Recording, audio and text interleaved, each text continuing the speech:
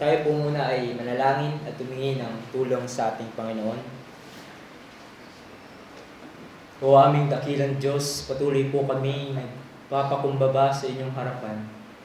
Humihingi ng inyong tulong na maintindihan namin ang mga katotohanan na maririnig namin sa hapon na ito. As we celebrate and observe the Lord's Supper, we pray, Father, that we would truly be reminded of the works of Christ, the glory of what He has done on our behalf bilang mga makasalanan, Panginoon, na nakatanggap ng kaligtasan. Salamat po, Panginoon, at tulungan niyo po kami. Tulungan niyo po ang mangangaral ng inyong salita. Huwag niyo po kaming hayaan, Panginoon, na malapit sa kamalian, bagkus tulungan niyo po kami na magkaroon ng tamang kaunawaan patungkol sa subject na aming pag-aaralan. Pangalan ni Jesus. Amen. Ngayong araw po na ito ay ating i-observe ang Lord's Supper at aking pinili na pag-aralan at i-refresh muli ang ating mga sarili sa isa sa pinakamahalagang katuruan sa salita ng Diyos. At ito ay walang iba kundi ang justification o pagpapawalang sala ng Diyos sa mga makasalanan.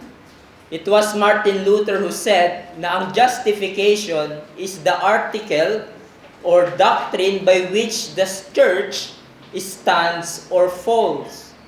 This truth, he says, distinguishes our religion, ang Christianity, from all others. Kung ang iglesia ay mali sa paniniwala pagdating sa katuruan ng justification, ito ay lubhang mapanganib. Pwede tayong magkamali sa ilang mga bagay patungkol sa katuruan ng salita ng Diyos. For example, sa eschatology, yung timing ng pagdating ng Panginoong Yesus. Ngunit pagdating sa central teaching ng Bible, katulad ng justification o pagpapawalang sala, ay hindi dapat tayo magkamali. If we are wrong to justification by faith, we don't have true gospel. We don't have Christianity. And therefore, walang rason ang church to exist. Dahil kumbaga sa haligi ng Christianity, ang justification by faith alone ng isang pundasyon ng Christianity. And the history will tell us na yung mga grupo na humina sa pangahawak ng patungkol sa papaanong na justify ang isang makasalanan ay napunta sa maling paniniwala at ang worst ay some of them ay napunta sa apostasy. This doctrine ay napakahalaga dahil ang katuruan na ito ay sinasagot ang pinaka-importanteng tanong. At ang tanong ay, paano ang isang makasalanan maligtas? O mapawalang sala sa kanyang kasalanan sa harap ng banal na Diyos? How can a person be right with God? Ito ang ating titignan sa ating pag-aaral. And for this study, I will be using Westminster Shorter Catechism, question number 33, bilang ating framework pagdating sa topic na justification. Dahil itong question number 33, very succinctly at very clear kung paano nila pinaliwanag what is justification. Sinabi doon sa Shorter Catechism, question number 33, what is justification? Answer, justification is an act of God's free grace wherein He pardoneth all our sins and accepted us righteous in His sight, only for the righteousness of Christ imputed to us and received by faith. And from that, we will consider 6 headings, but today ay titignan lang natin ang unang 3. But the 6 headings are the meaning of justification, the author of justification, the essence of justification, the basis of justification, the instrumentality of justification, and lastly, the blessings or the result of justification. But today, we will only consider the meaning, the author, and the essence. So first of all, the meaning of justification. Ano bang ibig sabihin natin pag sinabing justification o pagpapawalang sala? Sa Bible, ang salitang justify o justified or justification are legal terms. Isang term na ginagamit sa korte or courts of law. Sa New Testament, 39 times siyang ginamit, and out of 39 occurrences of that verb justified, guess what? 29 times si Pablo ang madalas gumagamit ng term na ito. And very dear kay Paul ang salita na yan. And basically, pag sinabing justify, it simply means to pronounce or to declare someone righteous and consequently treat him as such. So let us look at the ordinary use of the term justify in the Bible so that we would have an idea of what it means. In Deuteronomy 25 verses 1 to 2, Deuteronomy 25 1 to 2, kung saan sinabi doon, if there is a dispute between men and they come into court and the judges decide between them, acquitting or justify the innocent and condemning the guilty, then if the guilty man deserves to be beaten, the judge shall cause him lie down and be beaten in his presence with number of stripes in proportion to his offense. So note here na ang pagpapawalang sala ay kabaliktaran ng pagiging condemn o paghahatol. Both terms are used in the context of a courtroom. And so to justify means to pronounce or to declare someone as righteous. Dinedeklara mo siyang matuwid o walang kasalanan. Sa Proverbs 17 verse 5, sinabi din doon, he who justifies the wicked and he who condemns the righteous are both alike an abomination to the Lord. Now we know, as we shall see, na nalulugod ang Diyos na gawing righteous ang isang wicked. He is the God who justifies the ungodly on the basis of what Christ has accomplished. It is something na nalulugod ang Diyos na ipawalang sala ang nagkasala at ituring siyang matuwid. Therefore, to justify means to declare a wicked person as righteous. So to justify here again is a declarative or a legal act. Or kung magbabasa kayo ng ibang theological books, yung forensic act na tinatawag. Romans 5:16, at dito ginamit ni Pablo yung salitang justification. He said, and the free gift is not like the result of that once man's sin, for the judgment following one trespasses brought condemnation, but the free gift following many trespasses brought justification. So, nakita niyo yung contrast. Again, here yung salitang justification ay kabaliktaran ng salitang condemnation o paghatol. And to justify means to declare as righteous. So, ang justification sa ating kaligtasan ay God dinideklarang wala ka ng kasalanan. Napatawad ka sa lahat ng iyong pagkakasala at tinuturing kang matuwid sa harap ng Diyos.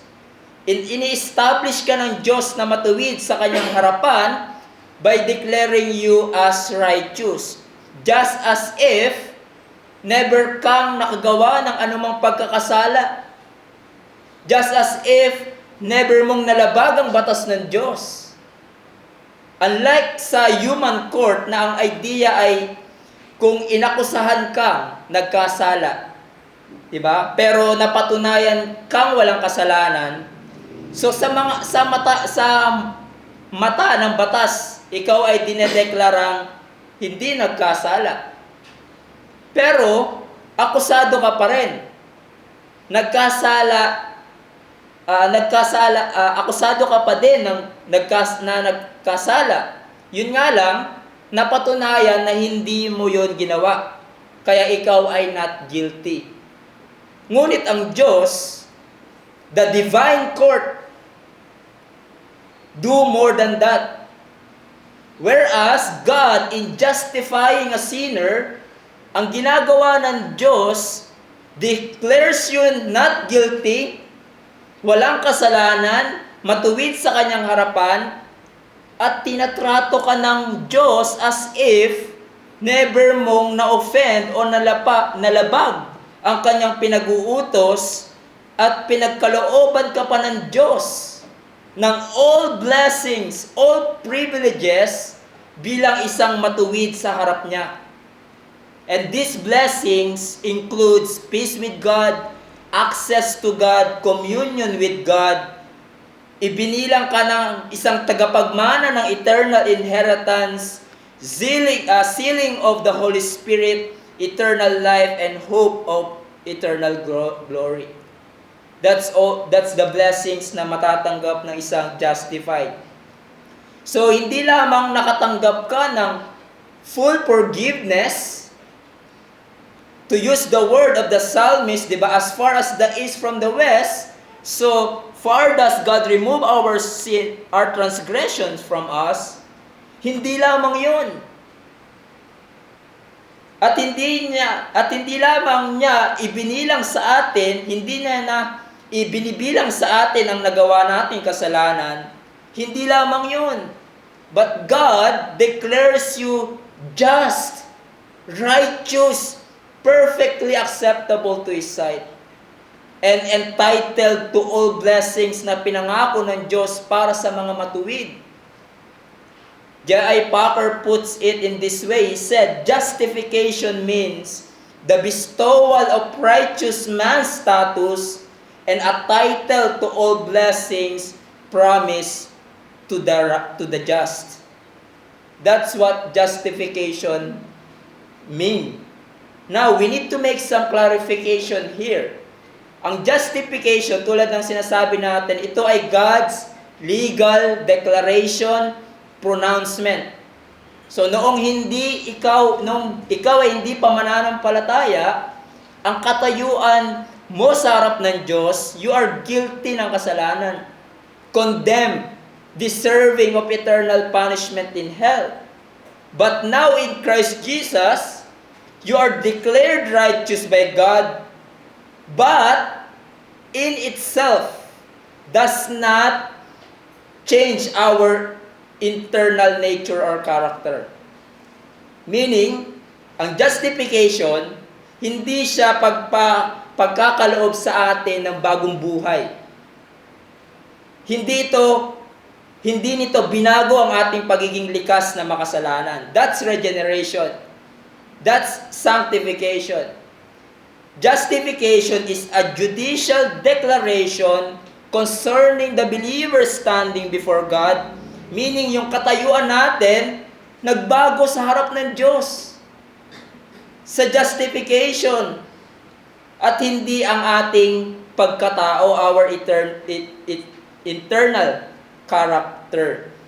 Dati sa harap ng Diyos, ikaw ay guilty ng kasalanan, nararapat sa parusa. Ngayon, ikaw ay na-justify na, tinitignan kang matuwid. Ngayon, sa harap ng Diyos, isang taong pinatawad sa lahat ng kanyang kasalanan.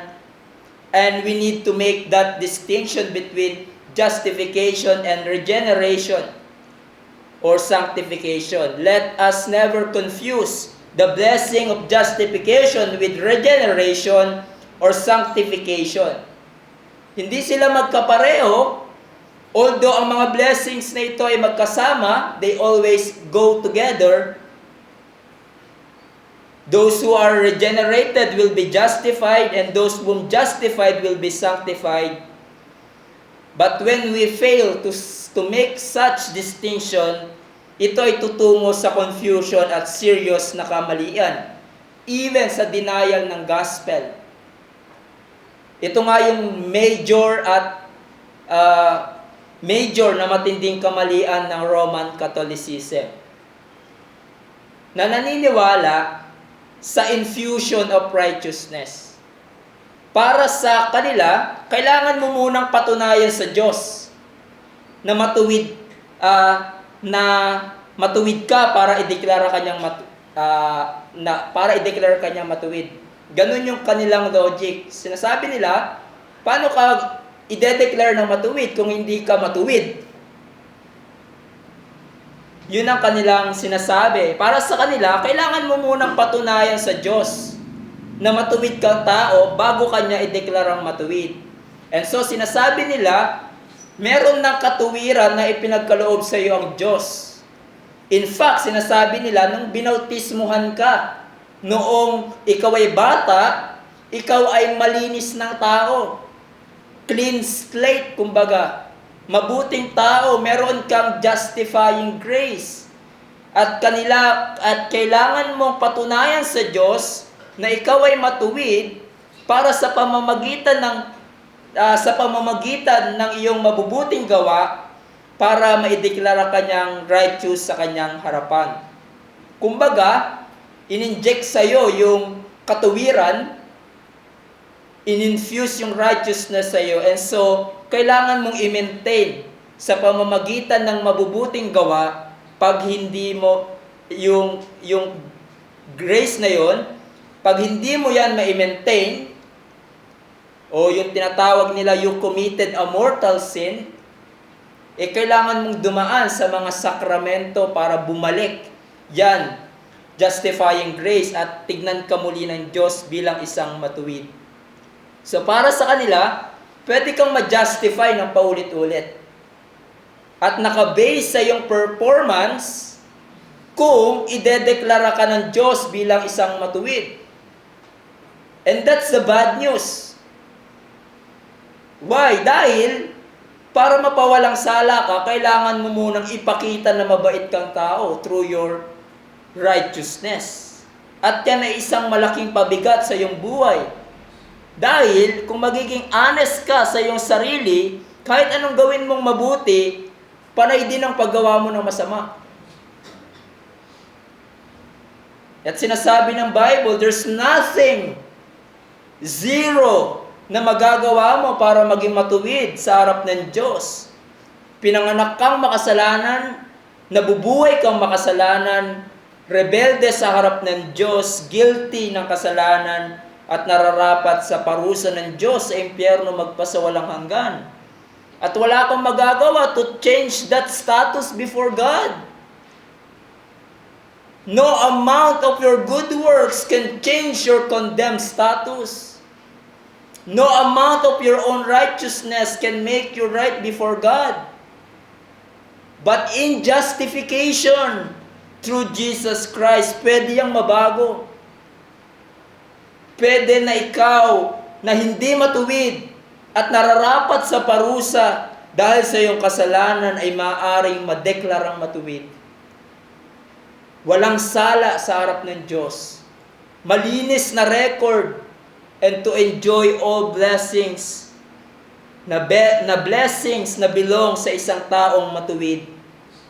All this blessing, all of this ay possible when you believe in Christ alone for your justification.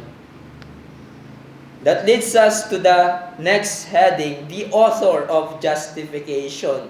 Sino ang author ng pagpapawalang sala sa isang makasalanan? Turn your Bibles in Romans 3. Romans chapter 3, beginning verse 24. Romans chapter 3, beginning verse 23. For all have sinned and fall short of the glory of God, and are justified by His grace as a gift through the redemption that is in Christ Jesus, whom God put forward as a propitiation by His blood, to be received by faith. This was to show God's righteousness, because in His divine forbearance, He had passed over former sins. It was to show His righteousness at the present time, so that He might be just and the justifier of the one who has faith in Jesus Christ. So here we see first, the greatest problem of man. Ano ang pinakamalaking problema ng sangkatauhan? Sinasabi ni Paul, lahat ay nagkasala at lahat ng tao ay hindi nakaabot sa kaluwalhatian ng Diyos. Hindi tayo umabot sa perfect standard ng Diyos, which is perfection, perfect obedience to His law. Wala kahit isang taong makasalanan ang may kakayanan na gawin niyang matuwid ang kanyang sarili sa harap ng Diyos. Even yung pagsunod sa batas ay hindi tayo kayang gawing matuwid sa harap ng Diyos. Sinabi nga ni Pablo in verse 20, "For by the works of the law, no human being will be justified in His sight, since through the law comes the knowledge of sin." And in verse 11 and 12, Paul mentioned ang miserableng kalagayan ng mga tao by saying, "None is righteous, no not one, no one understands, no one seeks for God. All have turned aside together, they have become worthless. No one does good, not even one." In other words, no one will ever be able to make himself righteous before God. Kahit na yung sinasabi natin kabutihan na ginagawa mo, it will not make you right with God. Yes, it might bring good to others. Natutulungan mo sila, napapakain mo sila, nabibigyan mo sila ng trabaho, etc. But yung good works mo ba na yan, ay yung good works na papasa sa standard ng Diyos for you to become righteous before God. That's the issue. The problem sa ating panahon, tayo yung gumagawa ng standard ng sarili nating standard ng goodness. Na sinasabi natin, kapag ito nagawa ko o consistent ako sa pagtulong sa kawang gawa, consistent ako sa paggawa ng mabuti, ito yung tatanggapin ng Diyos. We make our own standard of goodness and righteousness na sa tingin natin tatanggapin ng Diyos. Kaya nga madalas maririnig natin sa mga tao, di ba? Siguro naman tatanggapin ako ng Diyos dahil hindi ako kasing sama ng kapitbahay namin. Kaibigan ko or ng kaibigan ko ng mga relatives ko, I go to church every Sunday. I read the Bible paminsan-minsan. And so, okay ako sa Panginoon. You see, we establish our own standard and we congratulate ourselves and to take comfort in attaining them. Ngunit yan bang standard na hinihingi sa atin ng Diyos? Para tayo ay tanggapin niya at hindi patawan ng kanyang paghahatol. In fact, God established a standard. At what He requires of us, He requires perfect conformity sa batas ng Diyos. Perfect righteousness. Hindi lang panlabas, external, kundi sa ating kalooban. Our motivation must be perfect. Our motivation sa ating pagsunod ay dapat nagmumula sa puso na may perpektong pagmamahal sa Diyos. You shall love your God with your heart, soul, mind, and strength. Gusto mong maging katanggap-tanggap sa Diyos, magkaroon ng kaligtasan, maging matuwid at hindi tumanggap ng parusa sa Kanya, Dahil sa iyong pagsuway, sinasabi ng Diyos, obey my law perfectly. Obey perfectly my standard of righteousness. Not only outwardly, but internally, with internal motivation that all your works proceed from a heart that love God perfectly. At kung magiging honest ka sa iyong sarili, you will say, hindi ko yan kayang umabot. I cannot attain that. Hindi ko kayang umabot sa standard na yan. Thus, wala akong pag-asa maging matuwid sa harap ng Diyos. And I only deserve punishment for I fall short of God's perfect standard. Kung maunawaan mo yan, di ba? Yung supposed good works or goodness na iyong pinagmamalaki is no goodness at all. And you understand, tulad ng sinabi ni Augustine, that man's best works are nothing more than splendid vices or glittering sins. Wala kang magagawa sa iyong sarili, sa iyong sariling gawa para maging matuwid sa harap ng Diyos, para hindi maparusahan. And that's what Paul established sa Romans 1, 2, and 3. No one by his own can merit salvation. No one by his own can be right with God. And so kung hindi pala sa ating sariling katuwiran para tayo ay maging matuwid sa harap ng Diyos, ano ang ating pag-asa? The answer is, God alone must do something first. And He did something for us to be right with Him. And the point is, justification comes to us solely by grace and not on account of any merit in ourselves. Man cannot earn the great blessing of justification because the Bible insists that justification comes to us by God's gracious work towards us and not by grace plus some merit on our part.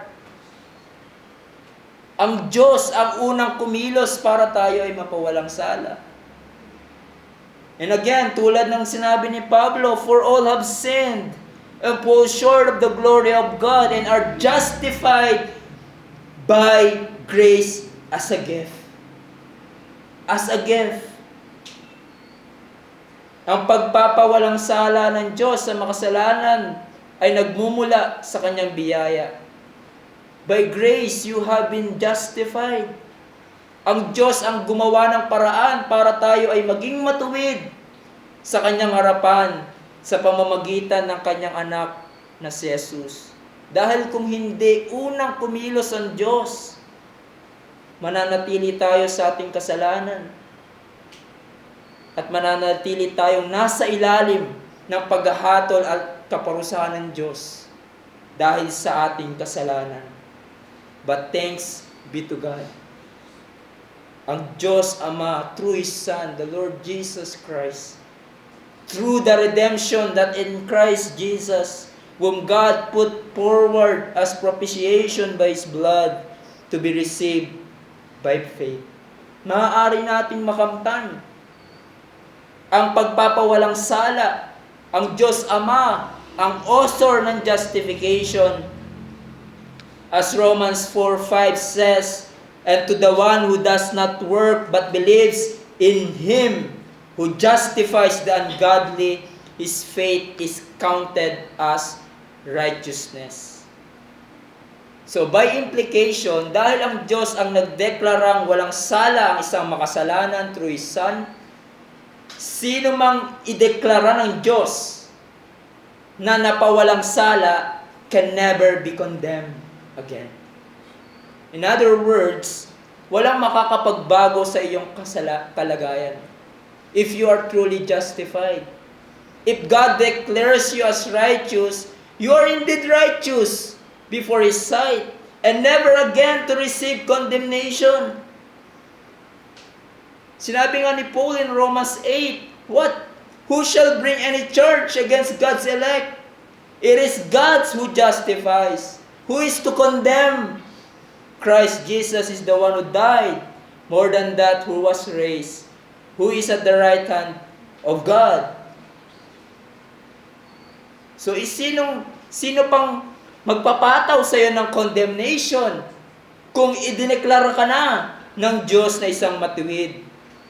Who will charge you na nararapat ka pa din sa condemnation when the higher court of heaven, as it were, or the judge of all the earth declares you now as righteous before Him because of what Christ has done? It is like the Supreme Court, di ba? Whatever na i-declare nito is final. Wala na sino pang makapagbabago nito. No citizen or lower courts can overturn its ruling or pronouncement.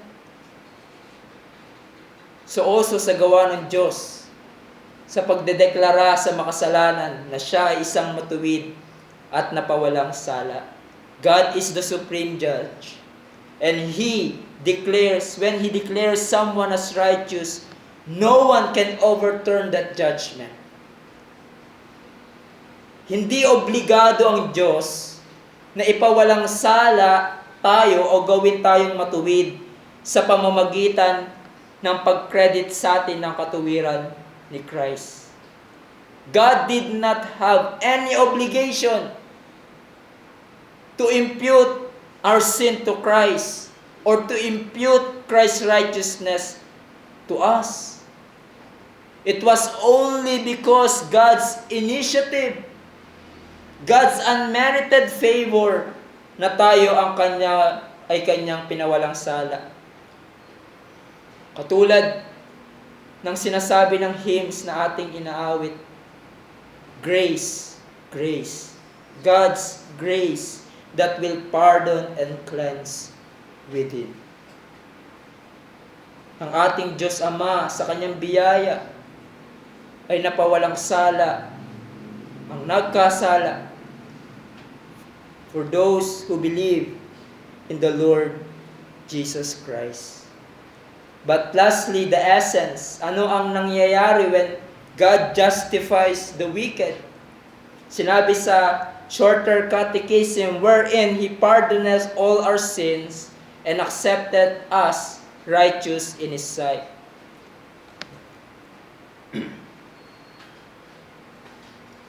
So kung ang isang makasalanan ay ideklara ng Diyos na napawalang sala, siya ay patatawarin, maabsuelto sa lahat ng nagawa niyang pagkakasala. God pardons all our sin. And so, in fact, this reality ay sinelebrate ni David in Psalm 32 and quoted by Paul in Romans 4. Sinabi doon, beginning verse 6, just as David also speaks of the blessing of one to whom God counts righteousness apart from works, blessed are those whose lawless deeds are forgiven and whose sins are covered. Blessed is the man whom the Lord will not count his sin. So pinuri ni David ang Panginoon sa katotohanan na in Christ Jesus, ang lahat niyang pagkakasala ay pinatawad ng Diyos. At hindi na ng Diyos ibinilang kay David ang kanyang kasalanan. Now, ginagawa ito ng Diyos sa isang makasalanan na patawarin sila at hindi na ipataw, ang parusa na nararapat sa kanila, hindi dahil basta na lang nagpikit mata ang Diyos. O para bang naging maluwang ang justice ng Diyos, naging maluwang siya sa pagpataw ng hustisya? No. Totoo pa din yung sinabi ng Diyos kay Moses, He will not let the guilty unpunished. Hindi hahayaan ng Diyos na yung nagkasala ay basta na lang hindi maparusahan. Someone ay dapat maparusahan. Every sin and violation against God ay may kaukulang parusa and must be received either by sinner or a substitute. And thank God there's substitute. Merong umako ng ating kasalanan at kaparusahan para tayo na guilty ng kasalanan ay mapatawad. At ang umako ng mga ito ay walang iba kundi ang ating Panginoong Hesus. Romans 5:8, but God shows His love for us, in that while we were still sinners, Christ died for us. Since therefore we have been justified by His blood, much more shall we be saved by Him from the wrath of God. Ito ang ginagawa ng Diyos when He justifies the wicked. Ang isang makasalanan ay tatanggap ng pagpapatawad sa kanyang pagkakasala through Jesus Christ.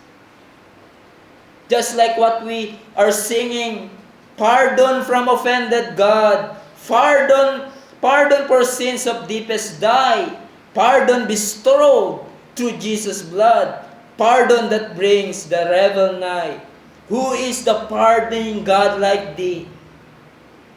Or who has grace so rich and free? That's one of the blessings of justification. Pardon for all our sins. The pardon granted in justification is full and free. It extends to all sins. No matter gaano katindi ang iyong pagkakasala, gaano kadami ang iyong kasalanan, ito ay kayang patawarin at malinis. The pardon granted in justification is irrevocable. It is once and for all, and it applies to all sins, past, present, and future.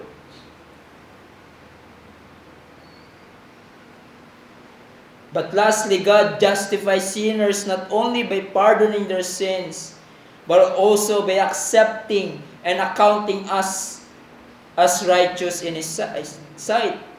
Paano tayo ginawang matuwid ng Diyos sa Kanyang harapan? Una, not by reckoning to us ang ating pagkakasala, hindi na kinikredit sa atin ang nagawa nating kasalanan, at dahil wala na tayong pagkakasala, but also, God does ay tinatrato tayong as if we had fully performed all that the law requires. All righteousness that God demands for us. And He rewards us of all the blessings na dapat lamang sa obedient and righteous man. Suppose merong isang mayaman na tao na nakatira sa isang mansyon. At umalis siya for a business trip. Bago siya umalis, ay binigyan niya ng mga utos ang kanyang mga servants. At ang sinabi niya sa kanyang mga alagad, kung susundin niyo yung aking mga utos, yung 10 kong utos sa alimbawa, merong reward.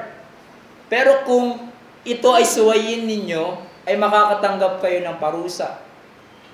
So nung bumalik na yung kanilang amo, yung naging tapat sa utos ng Diyos, ng taong iyon, ay binigyan ng reward at na-avoid yung parusa. Pero yung naging unfaithful sa utos, tatanggap ng parusa at hindi makakatanggap ng reward. At dahil sila ay paparusahan, ang ginawa ng servant na ito, humingi siya ng awa sa kanyang amo. At dahil mahabagin ang kanyang amo, sila ay pinatawad sa kanyang nagawang kasalanan. Pardon sa lahat ng kanyang pagkakasala. But although na pardon na siya, hindi sila tatanggap ng reward. Hindi siya tatanggap ng anumang reward dahil hindi naman nila natupad yung utos ng kanilang amo. But in justification, God does greater than that. Hindi lamang tayo pinatawad sa ating pagkasala at trinato tayo ng Diyos as if never nating na-violate ang kanyang mga utos, but also tinanggap niya tayo at ire-reward pa tayo ng Diyos as if we perfectly accomplish every commands of the law of God. He treats us as if we have never sinned.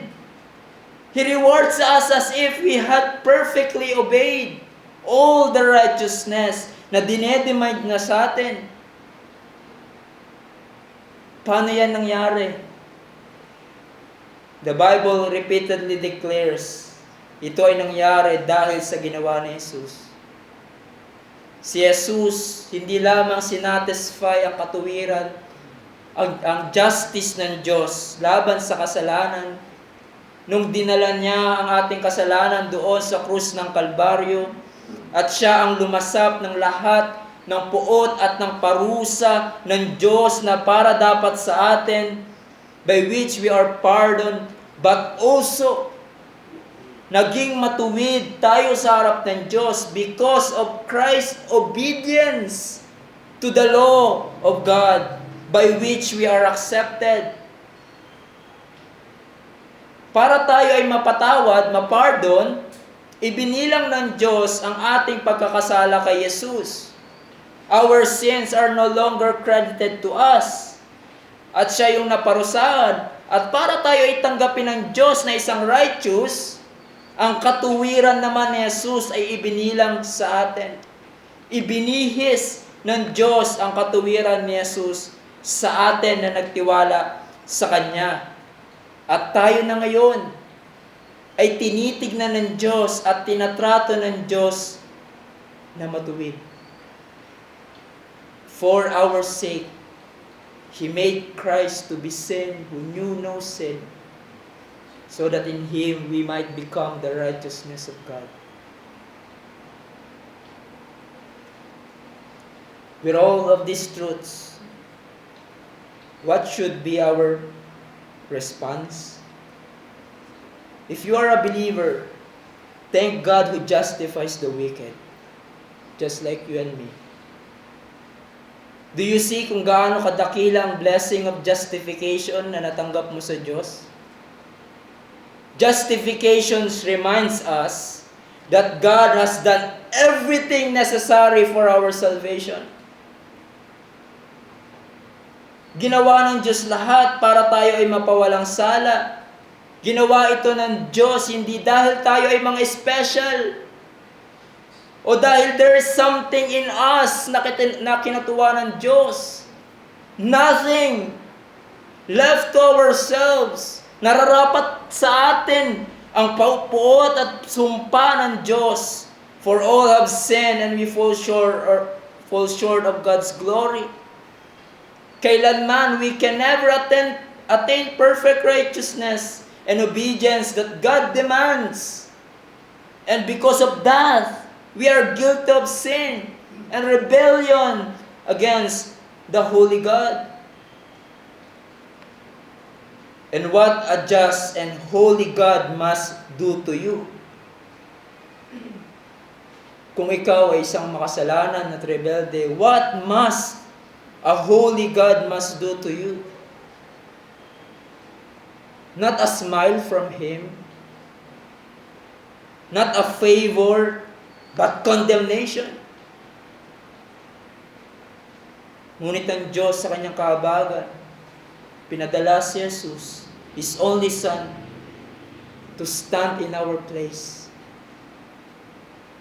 Siya ang tumupad ng lahat ng pinag-uutos ng Diyos para sa atin. Siya ang umako ng ating kasalanan. Siya ang lumasap ng lahat ng puot ng Diyos na para sa atin. At nung ikaw ay nagtiwala sa Kanya, pinataw ng Diyos ang perfect righteousness sa iyong buhay. And now you are accepted in the Beloved, righteous before His sight. There is now no condemnation for those who believe in Christ. And when the day comes that you will stand before the Judge of all the earth,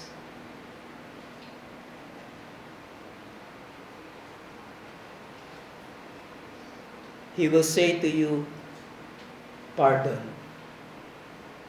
not guilty, accepted in the Beloved. Yan bang katotohanan na yan? Excite your heart. And you bring all the glory and praise to the God who justifies the wicked. And so as we partake the Lord's Supper, we are again reminded of this truth. And we thank God for this occasion that we are reminded of the truth. Dahil madalas nating nakakalimutan ang katotohanan na yan. At kahit na tayo ay mananampalataya na, namumuhay pa rin tayo as if our acceptance ay nakabase sa ating performance. So, we go back to pharisaical mentality na iniisip natin na magiging katanggap-tanggap tayo sa Diyos kung magsisimula kang maging masipag sa pagbabasa ng salita ng Diyos, sa panalangin, kung kumpleto mo ang Bible reading, iniisip mo mas magiging katanggap-tanggap ka sa Diyos. No. Remember, you can be accepted because of Christ. And if you take your eyes off to that, katulad ng sinabi ni Alistair Begg, if I take my eyes off the cross, I can then give only lip service to its efficacy, while at the same time living as if my salvation depends upon me. And as soon as you go there, it will lead you to either abject despair or a horrible kind of arrogance. Kung iniisip mo na yung acceptance mo, yung favor sa iyo ng Diyos depends upon you, in your performance, it will lead you to despair because you still have remaining sin. At madalas kang nagfe-fail sa iyong Christian life. Ngunit kung titignan mo ang justifying grace ng Diyos sa iyong buhay through Jesus Christ, it will humble you. It will lead you to depend and look always to Christ na siyang dahilan ng iyong acceptance sa Diyos. And with a grateful heart, dahil ito ay tunay mong naunawaan, it will lead you to obedience. It will lead you that your life will be controlled by the love of Christ. It will not lead you to antinomianism na sinasabi ng iba kung, di ba, sinasabi ng iba kung tuturo mo yung justification na pinatawad na ng Diyos ang lahat ng iyong pagkakasala, past, present, future, magiging lisensya yan para ang mga naniniwala dyan ay gumawa ng kasalanan. Magiging lisensya yan para maging relax sila sa kanilang Christian life. Magiging lisensya sa paggawa ng kasalanan. Huwag magsumikap na mamuhay sa kabanalan. I agree na pwedeng mapunta ang isang tao sa ganyang paniniwala. But, is that what the Bible teaches? Na resulta sa buhay ng tunay na nakatanggap ng justification? Makikita natin ang kabaliktaran. In fact, I believe, the more na nakikita ng isang tunay na believer ang kadakilaan ng ginawa ng Diyos sa kanyang kaligtasan, the more he sees the vastness of God's grace in justifying the wicked, the more he sees what he owes to God, the more na magtutulak ito sa tunay na believer na lumakad sa kabanalan. At hindi gumawa ng bagay that displeases God.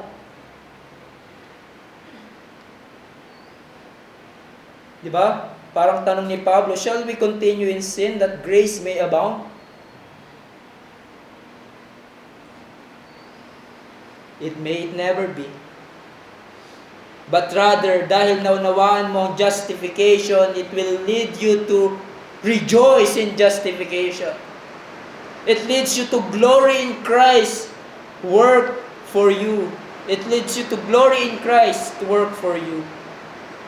Parang yung sinabi ni Sam Waldron, Christian, look not in yourself to earn the smile of God.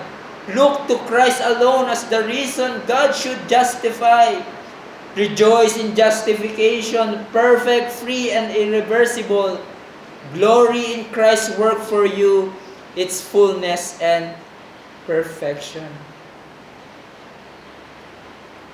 But also I want to say that justification provides comfort and hope in the present and to the future. Ang justification ay nagbibigay ng hope and comfort sa atin sa kasalukuyan maging sa hinaharap. Sinclair Ferguson said, "The man who knows he is justified is a man unbounded confidence and assurance. He knows that none of his failures can ever change the divine verdict. It is guaranteed and settled forever in heaven." In other words, kung ikaw ay pinawalang sala kay Kristo Jesus, wala kang dapat ikatakot na kung haharap ka na sa paghahatol ng Diyos sa hinaharap. There's nothing to fear if you are justified. Dahil tulad ng aking sinabi, justification is God's once for all declaration that you are righteous before Him. It will never be annulled. It is irrevocable. Walang dapat ipangamba sa harap sa paghahatol ng banal na Diyos. Dahil sa ginawa ni Jesus, even in your death's bed, sa dulo ng iyong kamatayan,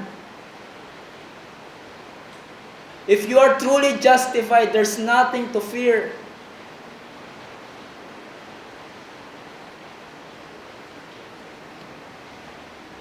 Dahil sa ginawa ni Jesus sa iyong buhay, at ito ang iyong pinaniniwalaan, wala nang kondemnasyon sa iyong kasalanan. At ikaw ay makakapasok sa kaharian ng Diyos sa langit, kasama ng mga pinawalang sala ng Diyos. Worshipping the Lamb who was slain, who ransomed people by His blood. For you, my friends, what is your comfort in life and death? Ano ang comfort mo in this life? When you face the judgment of God, ano ang iyong katiyakan na hindi ka papatawan ng parusa ng Diyos dahil sa iyong nagawang kasalanan? Ano ang iyong kasiguraduhan na kung humarap ka na sa banal na Diyos, who knows everything you have done in this life, ay hindi ka tatanggap ng condemnation? Ano ang iyong comfort? Ano ang iyong hope when you stand before a holy God?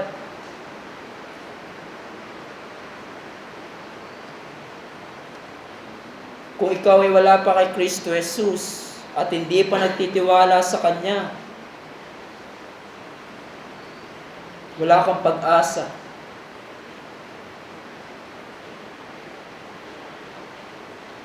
And you need to fear God. And you need to fear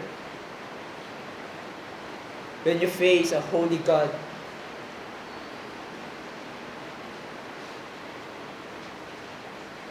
Wala kang pag-asa.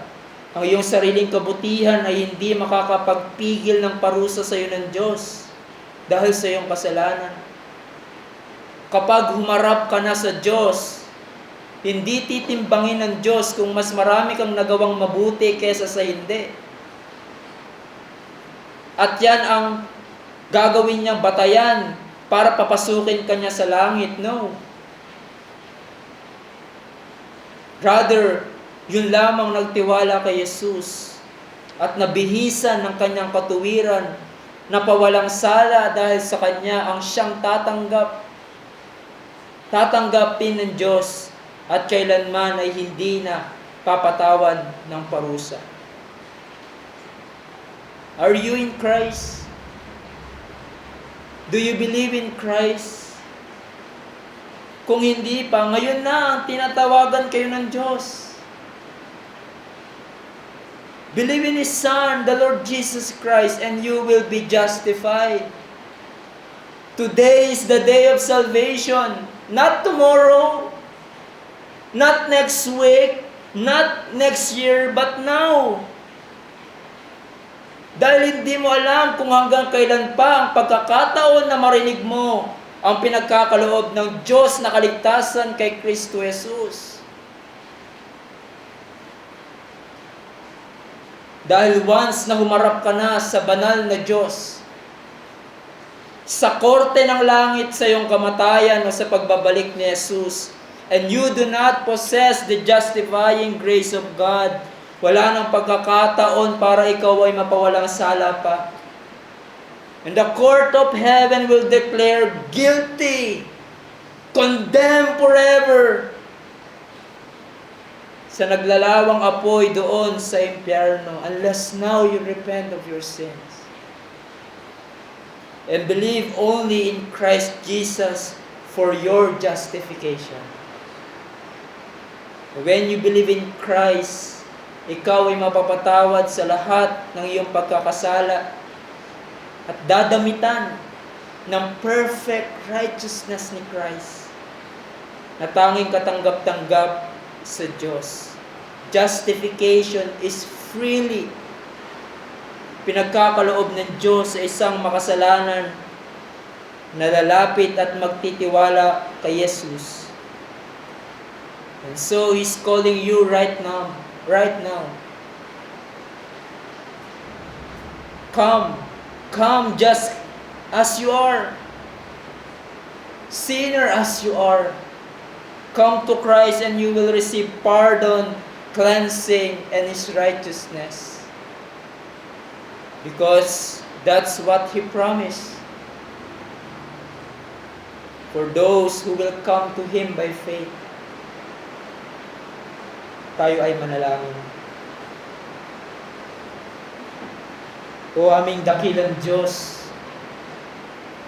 salamat po for reminding us of this central truth, justification.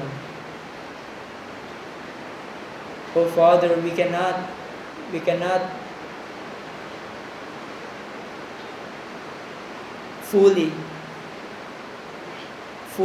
perfectly know what you have done in Christ, what you have done for us in Christ.